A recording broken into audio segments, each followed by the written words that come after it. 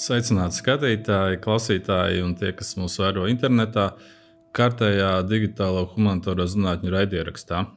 Un šajā raidierakstā mums ir viesis no valsts pētījuma programmas vēsturē, vēsturnieks Jānis Tomaševskis. Sveiks, Jāni. Sveiks, Harald.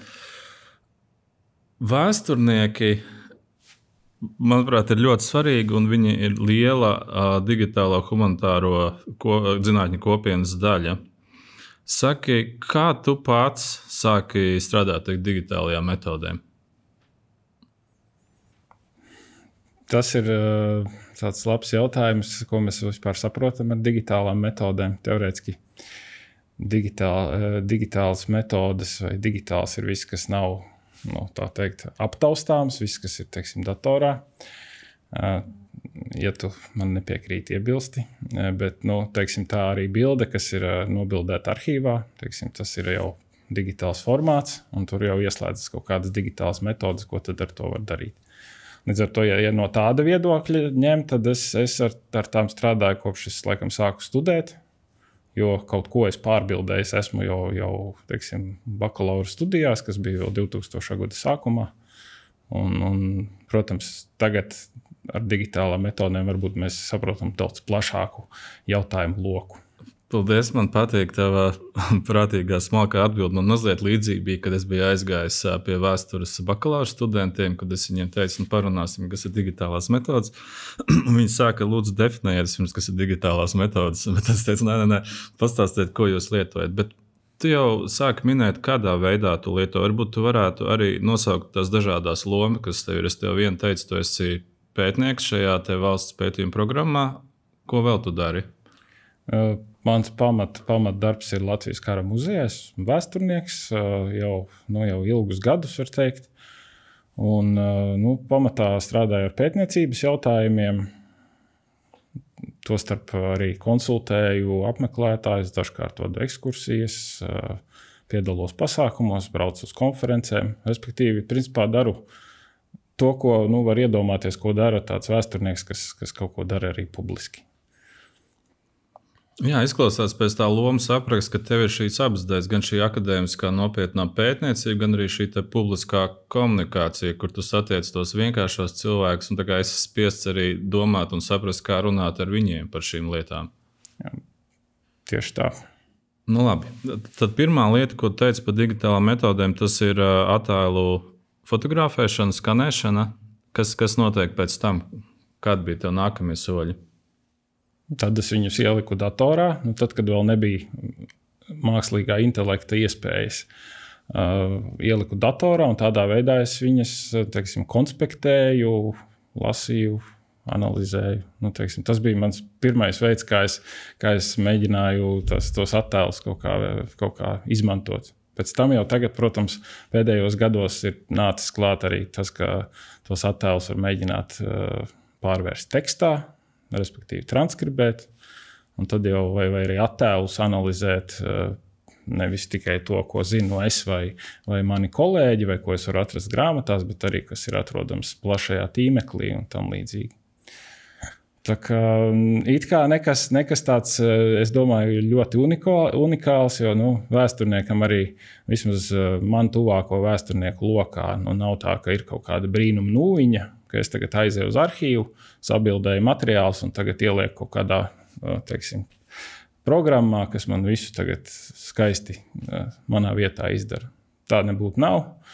Mēs joprojām šajā ziņā esam diezgan vēl teiksim, tādā sākuma stadijā, lai varētu to tā pilnvērtīgi un ātri izmantot. Līdz ar to tāpat ir pat, ja es nelasu arhīvā dokumentus visus uz vietas, es to daru, protams, daļai arī uz vietas lasu, bet daļai pārbildēju, bet vienalga man tas viss ir jādara savā datorā un jāmēģina tas viss analizēt. Tādām, teiksim, vecajām metodēm lielākoties. Jā, man liekas, ka Īstenībā jauki, ka mēs sakām tādu cilvēcīgu līmeni, kas saprotams visiem to materiālu, digitālā iegūšana.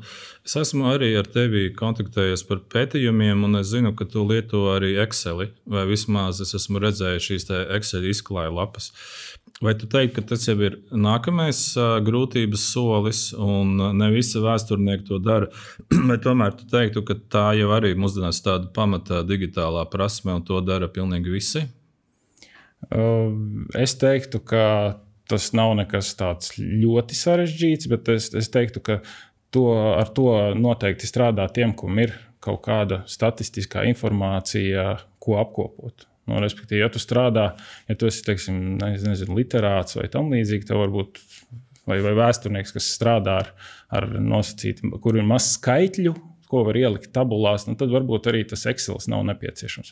Manā gadījumā mana tēma ir saistīta ar tādiem datiem, ko es varu salikt Exceļos. Līdz ar to man tas kaut kā dabīgi vienkārši atnāca, ka Excelis ir tas, kas man palīdzēs tos datus apkopot, analizēt, sistematizēt un vienkārši pašam labāk saprast to tēmu un varbūt paskatīties arī no citām pusēm uz to tēmu, nekā es varētu, piemēram, visu rakstot Wordā vai vienkārši kaut kādā citā programmā, kas vienkārši ir, kur tev ir teksts un tam līdzīgi. Tā kā man tas vienkārši nāca dabīgi, izejot no manas pētniecības tēmas.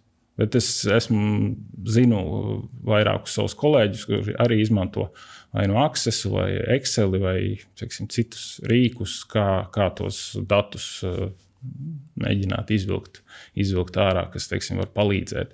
Jo ņemt kādu rīku, kas varbūt nav tik labi pazīstams, un tu nezini īsti, kāds būs tas rezultāts. Manuprāt, ja es redzu, ka citi kolēģi to izmanto, un es tur saskatu kaut kādu labumu, tad es tur iešu. Tad es mēģināšu to pats darīt. Ja es redzu, ka man pašam tam visam ir jāurbjās cauri, nezinot, kāds būs tas gala rezultāts, iespējams, es netērēšu tam laiku. Bet tas esmu es nerunāju par visiem noteikti. Jā, es tieši nākot uz sarunu domāju par to, ka vēsturnieks tā ir tāda profesija, kas no vienas puses tā kā ļoti kvalitatīvas metodas, individuāli pieeja, to jāsaprot cilvēki, bet reizē tev ir ļoti sistemātiski, precīzi jādomā, kā tos datus pierakst. Šajā gadījumā tev ir strukturēti dati, vēl vairāk tabulāri dati. Vienā brīdī, pirms dažiem gadiem, es pirmo reizi tevi ieraudzīju digitālā humanitāro zinātņu vasaras skolā. Kas bija tas impulss, kas tev lika sajust, kāpēc tu gribi kaut ko vēl uzzināt? Jo izklausās, ka lielā mērā īstenībā ar to Excel lietu tu tiec galā ar vairumu, kas tev ir vajadzīgs. Teiksim tā, tas bija ierosinājums no mana bijušā kolēģa Klāva Zariņa, kurš bija uzzinājis. Es par tādu skolu uzzināju no viņa. Viņš saka, hei, tur notiek jau, man liekas, tas bija jau 5. vai 6. gads, kad notika. Un viņš teica, te ir tāda lieta, teiksim tā, par ļoti tādu samērīgu samaksu, kas īstenībā ļoti, ļoti, es domāju, zema joprojām. Tas nenozīmē, ka būtu jāpaceļ tā samaksa, bet vienkārši es domāju, tā ir lieliska iespēja. Viņš pateica, ka tur ir tādas un tādas metodes, ir iespēja mēģināt pašam programmēt Pythonā, kas viņš acīm redzot bija redzējis, ka tur ir krietni dārgākas tās cenas, ja tu gribi tāpat pats aiziet un kaut ko programmēt. Un es domāju, kāpēc gan ne? Vasara ir tieši laiks, kad varbūt muzejā darbā nav tik daudz tādu tiešo pienākumu, jo, teiksim, tāda akadēmiskā visa vide, lielā mērā, teiksim, ir atvaļinājumos, līdz ar to pasākumu nenotiek, kad var to darīt.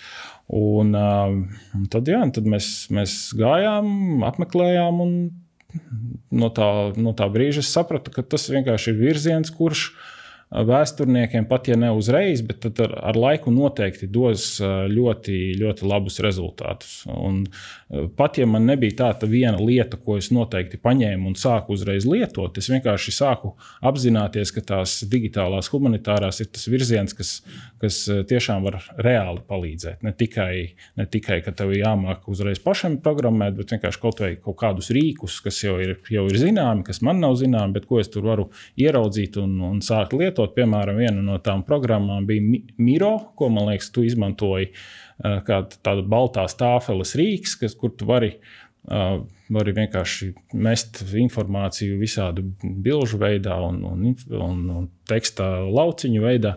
Un mēs tādā veidā strādājām arī pie vienas izstādes muzejā un pie vienas izstādes projektā, kas bija superīgi, jo, labi, Covid vairs nebija, bet, teiksim tā, cilvēki, kas nevar visu laiku atnākt uz sapulcēm, ieiet tādā miro programmā un uz tādas baltas tāfeles vienkārši kustina lauciņus, kustina bildītes. Mēs tādā veidā uztaisījām izstādi, kas saucās Kara lauzums 1944, kas pagājušā gadā izceļoja 7 Latvijas pilsētas. Tāpat tā izstāde. Arī, var teikt, viens no impulsiem bija tieši vasaras skolā redzētais. Jā, prieks dzirdēt, ka tas, ko mēs darām vasaras skolā, tas noder un atbalstojas. Es tev gribētu uzdot tādu jautājumu, jo es atceros, ka agrāk, pirms gadiem 4-5, kad mēs ar kolēģiem domājām par šīm digitālajām metodēm un zināšanām, tad tas viens nošķīrums ir tas, kas ir vajadzīgs pētniekiem, un otrs ir tas, kas ir vajadzīgs plašai publikai. Un skaidrs, ka tur atšķiras gan zināšanu līmenis, gan arī vispār mērķi. Bet pēdējos gados es esmu ievērojis, ka vēl viens ļoti būtisks griezums ir par to paudžu atšķirību. Respektīvi, kad es tiekos ar 20-25 gadīgiem jauniešiem, lai arī es esmu šīs jomas eksperts, es bieži vien dzirdu, ka viņi lieto tādas lietas, par kurām es neesmu dzirdējis vai esmu tikai dzirdējis, un ka, man liekas, domājot par šo digitālo metožu mācīšanu un izplatīšanu, ir ļoti būtiski ņemt arī šo vecuma faktoru, ka cilvēki, kas nav tā kā dzimuši digitālajā pasaulē, ka viņiem ir grūtāk, un viņiem iespējams arī ir kaut kāda tāda barjera, viņi negrib tajā iet iekšā. Kā tu teiktu, kā tev tas bija? Tu arī, tu saki, ka tu jau mācoties lietoji šo fotografēšanu, pēc tam Exceli, bet vai tev arī bija sajūta, ka ir kaut kāda barjera, kurai ir jāpārlec, lai tiktu šajā digitālo metožu jomā, un ko tu teiktu taviem kolēģiem, kas varbūt skatās apkārt ar interesi un mazliet bažām, ka šī pasaule kļūst aizvien digitālākā, un kas būs ar mums, kas tur nevar vai negrib iekļauties? Cik tas ir grūti, cik tas vispār ir vajadzīgi? Es īstenībā sākumā, kad es tev teicu, ka es jau sāku pārbildēt, es varbūt pārbildēju grāmatas vai laikrakstus, bet es nepārbildēju arhīvu materiālus, jo tas tajā laikā vēl nebija iespējams. Arhīvu materiāli pārbildēšana, ja nemaldos, ir kad nepilni 10 gadi, kad to var darīt. Bet kāpēc tas bija aizliegts? Vai tas nebija? Tas bija aizliegts, jā, tas bija arhīva politika. Teiksim tā, tagad viņa ir mainījusies, un tagad to var brīvi darīt. Agrāk, principā, tev vajadzēja pārrakstīt to visu savā kladītē vai portatīvajā datorā vai kaut kur citur. Tas tāda maza atkāpe. Es vienkārši sapratu, ka es pats tur višķiņu par daudz aizrunājos, bet jā, runājot par šo paudžu lietu, es teiktu, ka noteikti tas, ko tu teici, ka jauniešiem ir krietni savādāks skats nekā teiksim, paudzē, kas ir jau, teiksim, 50 plus. Man arī, protams, tuvojas tas laiks, bet es teiksim, tā ielecu tādā tīri vecuma ziņā, tādā starp stadijā, ka tas viss tā kā sākās, un es vēl biju tikko no vidusskolas, līdz ar to es tā pamazām, var teikt, ka pievilku to visu vismaz tādā kaut kādā apziņā, ka ir kaut kas tāds eksistē. Es nezinu, kā ir tiem pētniekiem, kuri, teiksim, jau ir, teiksim, pieredzējušākā vecumā, un kuriem varbūt, skolā pavisam tur nebija ne tūmā tās metodas, un ka viņiem tas viss ir pilnīgi jauna pasaule. Tas noteikti būtu jāprasa viņiem, kā viņi par to jūtās, bet es tā uzskatu, ka tur tas viss nav tas bubulis tik liels, kā varbūt sākumā šķiet, jo iespējams ir jāatrod kāds domu biedrs, kāds jaunāks cilvēks, kas to var tādā vienkāršā valodā paskaidrot un vienkārši parādīt tās iespējas. Ja tās iespējas būs, teiksim, tādas, kā cilvēkus tas apmierinās, pētnieku tas apmierinās, viņš redzēs, ka viņš tur var teiksim, atvieglot sev dzīvi, samazināt laiku, pētniecībā, analīzē un tam līdzīgi, tad visticamāk viņš arī mēģinās to izmantot. Es arī tieši tāpat daru, ja es redzu, ka tur tā iespēja ir, tad es arī mēģinu arī nedaudz iedziļināties. Runājot par vecumu, man ļoti iedvesmo Daina Blējere, kas Es nezinu, kad viņi to sāk darīt, bet viņi arī bija vasaras skolā un arī apgūst šīs jaunās digitālās metodas, kas, man liekas, tiešām parāda, ka tas īsti nav par vecumu, bet tas ir par attieksmi. Un, ka, ja tu redz, ka tavai tēmai tas var noderēt, tad es arī teiktu, ka jebkurā vecumā tās metodas var apgūt. Kā arī tās digitālās metodas, viņas drīzāk ir kā papildinājums tam, ko jūs jau zināt. Tas nav tā, ka jūs tagad mācāties par datorzinātnieku no sākuma. Skatoties šādā perspektīvā, tu esi tagad vismaz dažus gadus jau sekojis līdzi šīm digitālām humanitāras zinātnēm. Kas ir kaut kādas tās metodas vai rīki, ko tu redzi, ka vēsturnieki izmanto visvairāk? Vai arī kas būtu kaut kas tāds, ko turētu pareklamēt, kas ir pietiekami vienkārši, uz ko paskatīties kā metodēm tiem, kas vēl neizmanto? Man uzreiz tādas metodes, es pat nezinu, vai viņas var saukt par metodēm. Es drīzāk teiktu par rīkiem, kurus izmanto. Teiksim, ir visādas tiešsaistes arhīvi, kur var izmantot, bet tas varbūt nav īsti metode. Tas ir. Bet varbūt pastāsti, kā izstāsta tiešais arhīvs, tas ir tā kā mājaslapa? Jā, tā ir teiksim, mājaslapa, kurā ir par attiecīgu arhīvu tematiku jau digitalizēti materiāli. Līdz ar to tu vari meklēt pēc konkrētiem atslēgas vārdiem vai konkrētiem periodiem. Un tad arī mēģināt atrast, teiksim, digitalizētus materiālus. Es zinu, piemēram, Vācijas federālais arhīvs, ja Bundesarhīvs to diezgan aktīvi dara.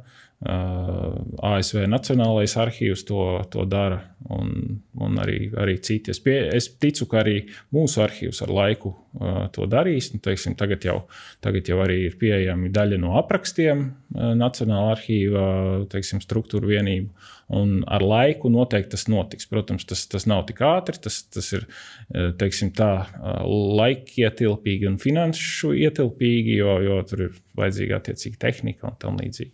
Tā kā par tādām citām lietām es pieņemu, ka tas ir atkarīgs no tēmas, ko cilvēks pēta. Piemēram, ja cilvēks pēta kaut kādu geogrāfisko areālus, militārās lietas, tad viņam varbūt noteikti interesēs kartes, un tad ir tie dažādi karšu pārlūki un tam līdzīgi, teiksim, vēsture dodies, Nacionālās bibliotekas šis karšu pārlūks, kas ļauj dažādu periodu kartes attiecīgi izmantot un visu kaut ko ar šīm kartēm darīt.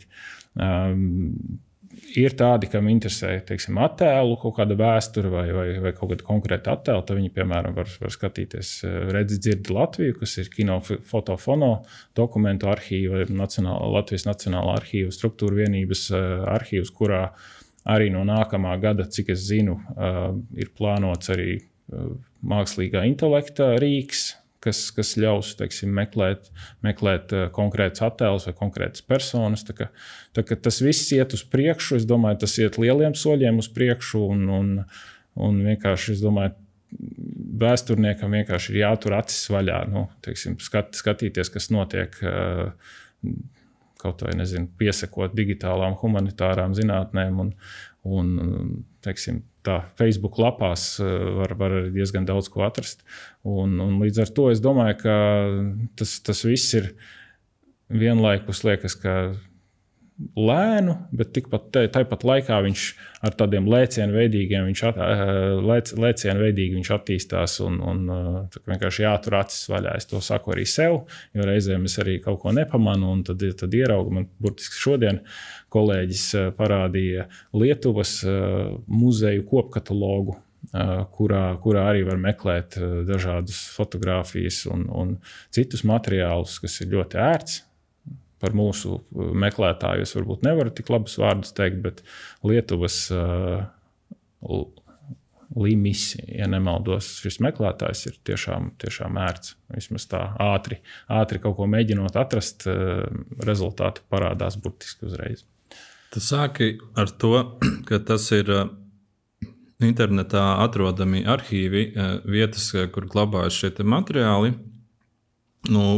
Mēs varētu tādā vienkārši veidā teikt, ka tas ir digitalizēts analogais arhīvs, un tad tu plūstoši pārgāji pie tā, ka tur nāk iekšā šie mākslīgā intelekta rīki, kas atvieglo šo meklēšanu. Es gribēju tādu kritisku noti tur ielikt, jo mums kā pētniekiem ir ļoti svarīgi, ka mēs saprotam, kas ir tas, ko mēs darām, un mēs saprotam, ko mēs atrodam. Un viena no lielākajām sūdzībām, ko es esmu no pētniekiem dzirdējis, ir tā, ka nesauksim vārdā, bet ir kaut kāds interneta arhīvs, kurā meklējot atslēgvārdus, viens un tos pašus, nāk dažādi rezultāti. Un tas ir tas mans jautājums, vai tu redzi, tur arī ir kaut kādi trūkumi vai piesardzība, kas ir jāizmanto meklējot šādos interneta arhīvos, un kur tu kā vēsturnieks redzi, ka tev ir jāliek papildus kaut kāds pārbaudas sietas vai kritērijs, jo viena lieta, ja tu gribi uzzināt vienkārši kā interesants, kas pasaulē notic, bet ir, ka tu jau balsties uz to atrasto, kas tur nāk klāt. Es tev piekrītu, tur jābūt pietiekami uzmanīgam, vismaz pagaidām, ka tas viss vēl ir tādā pirmo gadu rezultāti, bet es pieņemu, ka tas strauji attīstīsies un tas uzlabosies. Bet šobrīd es domāju, ka noteikti tā cilvēka acis ir jāliek klāt un tiešām ir jāpārbauda tas, ko tas mākslīgais intelekts vai attēlu atlasē vai tekstu apstrādē, transkribēšanā vai citur dod ārā kādus rezultātus, jo šobrīd es arī pats savām acīm un teiksim, savā darbā esmu pārliecinājies, ka tam nevar pilnībā ticēt, tāpat arī nevar viņam iedot Excel failu un cerēt, ka viņš tagad pilnīgi visu tur atdalīs, to, ko man vajag atdalīt, jo viņš vienkārši kaut kur mēdz, noslinkot, teiksim tā. Un līdz ar to tam pagaidām ir jāpievērš liela uzmanība. Tas, ka tas var atvieglot cilvēkam dzīvi, un, piemēram, kaut vai viņš tev neparādīs precīzus rezultātus, ko tu gribi, bet varbūt tev viņš iedos kaut kādu atlasi, ko viņš pats jau uztaisīs. Un varbūt tu tur atradīsi tieši to, ko tev vajag. Tā kā es domāju, ka noteikti tas ir jāizmanto. Tikai pagaidām ar tādu tā kā jāizturas kā pret mazāko brāli, ja, kas varbūt var dažreiz sastrādās kaut kādas muļķības. Jā, tu pieminēji interesantu lietu, ka šie mākslīgā intelekta rīku sniegtie rezultāti, viņi pārsvarā ir pareizi un bieži vien izstāsta ļoti labi, un ja tu bez piesardzības tos arī uztver par patiesību, tad dažkārt izrādās, ka viņi kaut ko ir izskaistinājuši. Un man kaut kādā ziņā es bieži vien sev pieķeru pie tās domas, ka man kā pētniekam gribās labāk, lai tie dati ir mazāk un nav tik skaisti, bet lai es 100% zinu, ka šeit ir tas, kas ir. Un tas ir tas jautājums, kādā veidā šos jaunos rīkus integrēt tajā pētniecības darbplūsmā. Ja? Jo, ja, piemēram, tā vajadzība ir atrast, vai šajā lietuviešu arhīvā ir tāda vai tāda materiāla, un viņš tev atrod kaut ko, tad tu vari teikt, jā, pozitīvi, es atbildēju šādam, bet tajā brīdī, kad tu jau gribi saprast, kas tur varbūt nav, vai kādas ir proporcijas un statistika, un viņš vairs nedod ārā pilnīgi visu, mēs jau esam tādā pelēkajā zonā. Kā tu teiktu, mēs tagad paskatījāmies vairāk no tās pētnieka perspektīvas, vēsturnieka, vai tu redzi, ka notiek arī kaut kāda šāda digitālā transformācija, pārmaiņas arī institūciju līmenī, un kas ir tas, kas notiek? Viena lieta tu pieminēji, ka nāk iekšā šie mākslīgā intelekta rīki, bet vai tu redzi, ka tas ir šobrīd vairāk tāds sporādiski institūciju vadītāju, aizrautīgu cilvēku līmenī, vai tā ir kaut kāda tāda mērķtiecīga jau valsts politika, zinātnes politika? Es teiktu, ka droši vien pirmais variants, ka tas drīzāk ir institūciju vadītāju vēlme integrēt šādus rīkus un teiksim, atvēlēt darbinieku laiku, kad to var darīt. Es arī par savas institūcijas vadību to pašu varu teikt, ka pagaidām mēs gan vēl neesam vienojušies konkrēti, teiksim, kas būs tas rezultāts pēc pusgada vai gada, bet ka mēs pie tā strādājam. Mēs strādājam pie sava transkribēšanas rīka, kas varbūt kaut kad ieraudzīs dienas gaismu iekšējā lietošanā. Pastāstīs mazliet vairāk par transkribēšanas rīku, jo viena lieta, ko es esmu sapratis runājot tieši ar vēsturniekiem, ka vēsturē kā jomai tā rokraksta transkribēšana ir ļoti būtiska. Es teiktu, citā varbūt literatūras zinātnē vai kam mazāk. Kā jūs izdomājat, ka jums ir jātaisa savs rīks? Kāpēc, piemēram, nebalstīties uz transkribus vai uz kādu citu jau esošo rīku? Pirmkārt, tāpēc, ka Transkribus vēl nav latviešu valodas modelis. Un, tas bija laikam galvenais iemesls. Un otrs iemesls tas, ka mums ir viens darbinieks, kuram attiecīgi ir spējas programmēt. Viņam ir arī tāda izglītība. Un līdz ar to mēs, var teikt, tādēļ mēģinām šīs viņa prasmes izmantot. Šobrīd ir tāds vēl pētniecības process, kā to visu programmu tur kodu uzrakstīt pareizi, lai viņš saprot, jo tie pirmie rezultāti nav īpaši izcili.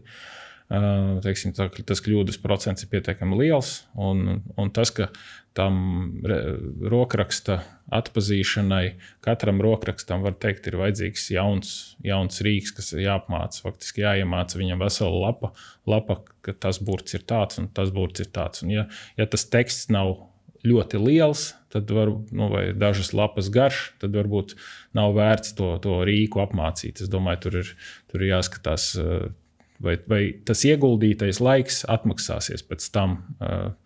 Bet tas, kā jau es te vairākas reizes saku, ka viss vēl ir tādā sākuma stadijā, un es pieņemu, ka pēc 10 gadiem mēs ar tevi te sēdēsim, ja mēs te sēdēsim, tad mēs runāsim jau pavisam par citiem jautājumiem, un jau teiksim, tas, kas mums tagad šķiet, tāds vēl nākotne, tajā brīdī tas jau būs jau ikdienas sastāvdaļa. Jā, tas ir interesanti, un arī kā retrospektīvi skatoties, piemēram, uz 2008. vai 2000. gadu, tu atceries, kas bija tās problēmas, kas likās izaicinājumi vai nesasniedzams, un tad konstatēji, ka dažas lietas izrādās ir sasniegtas, bet šķietām diezgan viegli, un citas ir vienkārši aizmirstas, jo tas vēl ar vienu nav izpildāms. Par transkribēšanu, jā, es domāju, ka tas ir labi īstenībā, ka jūs taisat to savu rīku, jo, protams, no kaut kāda zinātnes viedokļa teikt, ka tam vajadzētu notikt centralizēt, bet es tiešām esmu redzējis, ka tad, kad tā iniciatīva nāk no institūcijas, no pētniekiem, kam tas ir vajadzīgs, tad tam ir lielāka iespēja izdoties. Un, jā, es novēlu, lai tas izdotos un kad pēc tam ar to var padalīties, jo tā ir vēl viena no šīs atvērtā zinātnes doma, ka būtu jau svētīgi, ka jums tas rīks strādā, protams, pārunājot tur visas autortiesības un lietošanu, bet ka to varētu lietot arī citi, ka tas nav jāizgudro katru reizi no jauna. Es par transkribus jautāju, jā, jo, kā tu atceries, mums bija vasaras skolā transkribus darbnīca, un transkribus laikam ir populārākais šis transkribēšanas rīks, lai gan ir citi, un jā, tur ir tā lieta, ka viņš nav pirmkārt pilnīgi bezmaksas, tur ir zināmi limiti bezmaksas lietošanai, un otrs, ka tur nav šis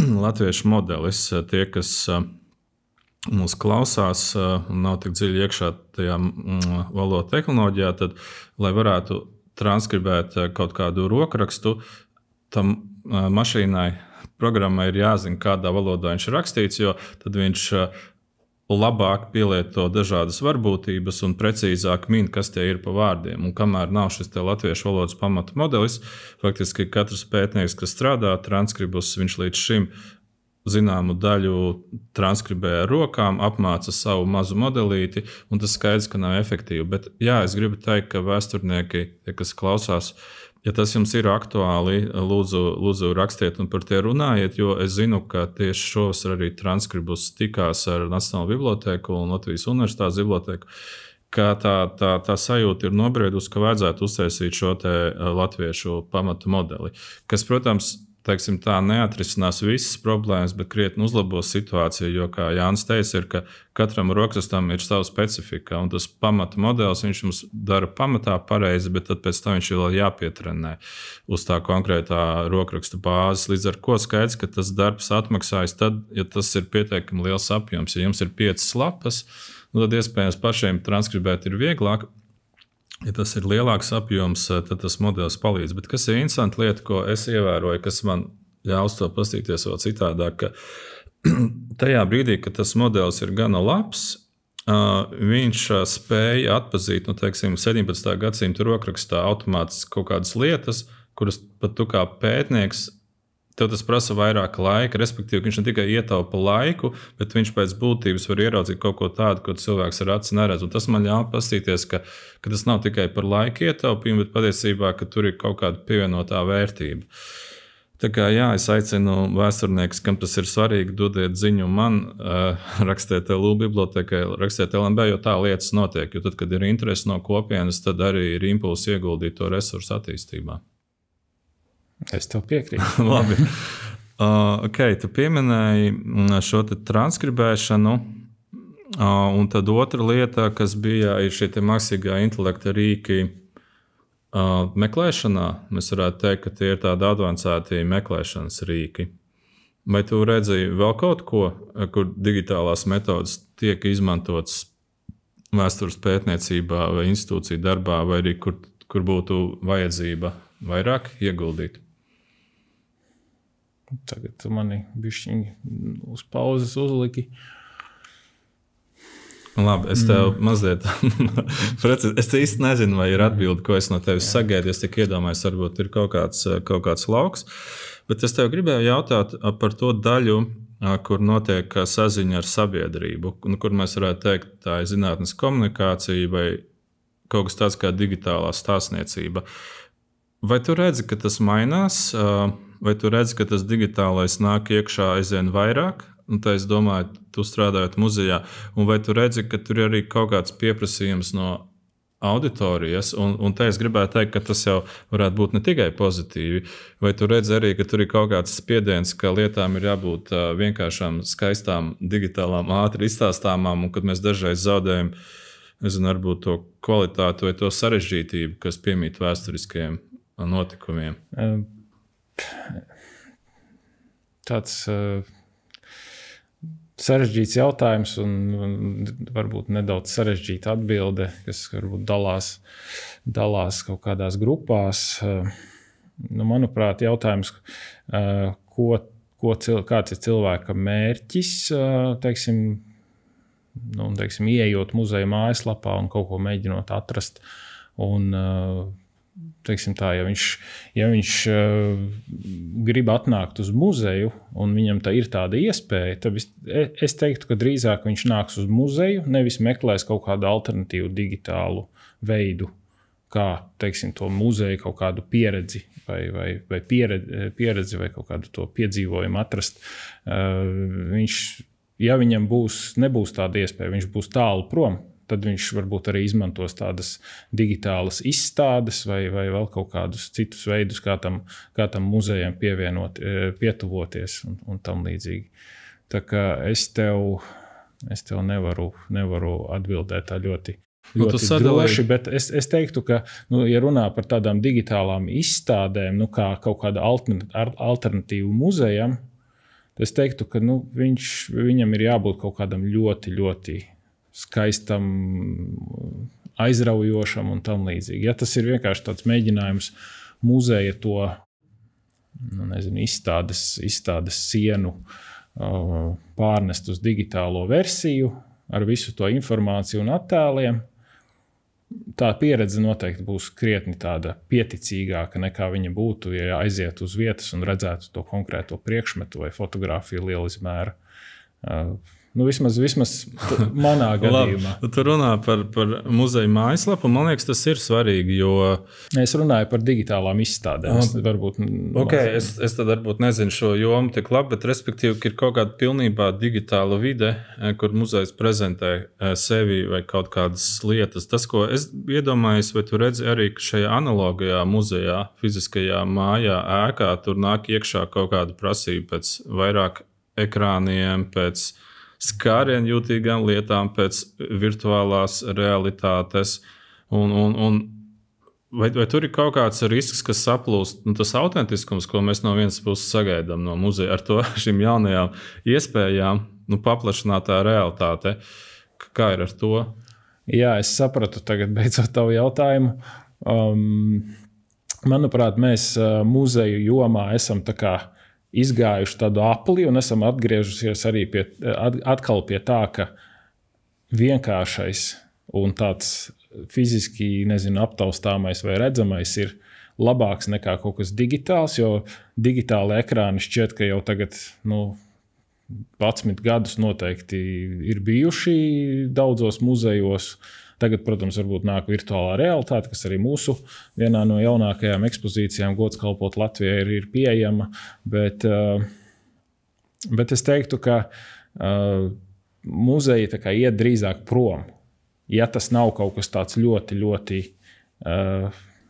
moderns, kas varbūt var tiešām to muzeja pieredzi krietni uzlabot. Ja tas ir vienkārši digitāls ekrāns, kur tu vari nospiest un atvērt attēlu, tad tas varbūt nav nekas moderns un nav tas, uz ko muzeja tagad tiektos. Es teiktu tā, ka drīzāk ir mēģina atrast varbūt kaut kādus analogus, tā kā mūsu, piemēram, vienā no pēdējām izstādēm saucās Bērna prātā par bērnu pieredzi karā.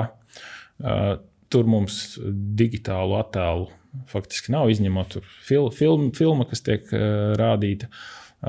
Pārējais ir spēles, kas absolūti nav nekas digitāls. Spēles, ko spēlē bērni, tādas oriģinālas, es teiktu, spēles, un nav vairs nekas digitāls. Līdz ar to, kā notiks nākotnē pēc 5 gadiem, man ir grūti teikt, bet es teiktu, ka drīzāk cilvēks varbūt ikdienā pavadot laiku telefonos, datoros, visādās. Viņš varbūt atnāks uz muzeju tieši atpūsties no šādām digitālām metodēm.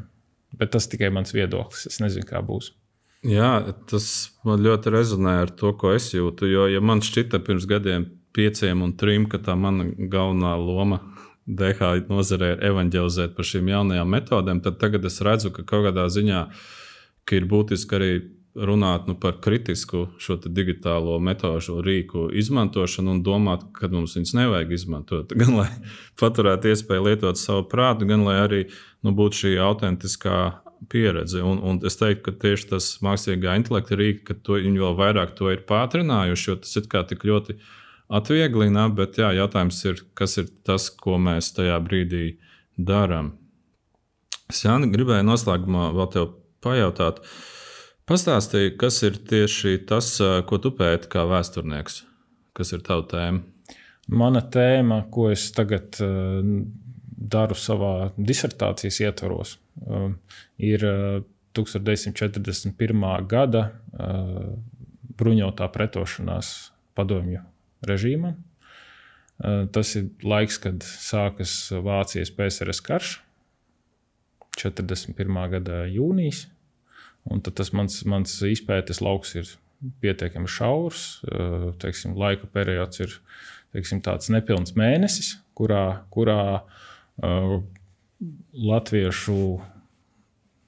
pārsvarā latviešu tautības cilvēki ņem rokās ieročus un tā palīdz vācu armijai dzīt ārā sarkano armiju no Latvijas teritorijas.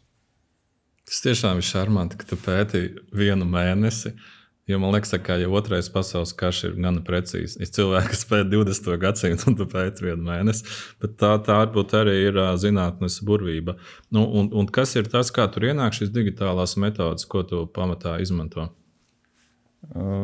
Kā jau mēs sarunā pieskārāmies, tas ir Excels. Tā ir digitālā metode.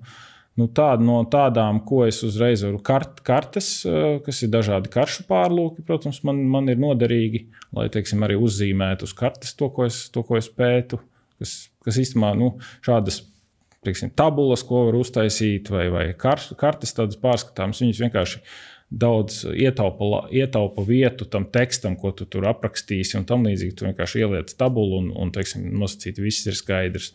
Vai vismaz daļēji paskaidro to, ko tu varbūt tev nevajag aprakstīt katru ciparu. Bet tā no tādām citām metodēm, mākslīgo intelektu es reizēm mēģinu izmantot, bet, ja godīgi, tie rezultāti nav bijuši tik labi. Es esmu mēģinājis, piemēram, mašīnu rakstu transkribēt, vienkārši parastā datora rakstā, tas rezultāts ir bijis tāds, kas bijis jāpārbauda, un reizēm viņš to burtiņu vai vārdu, ko viņš nesaprot, tad viņš izdomā kaut ko savu, un tad tas teksts pilnīgi maina savu nozīmi. Tā kā ar tām mākslīgā intelekta metodēm es esmu pietiekami vēl uzmanīgs. Bet ticu, ka ar laiku tas uzlabosies. Labi, paldies tev par sarunu. Paldies tev, paldies klausītājiem, skatītājiem.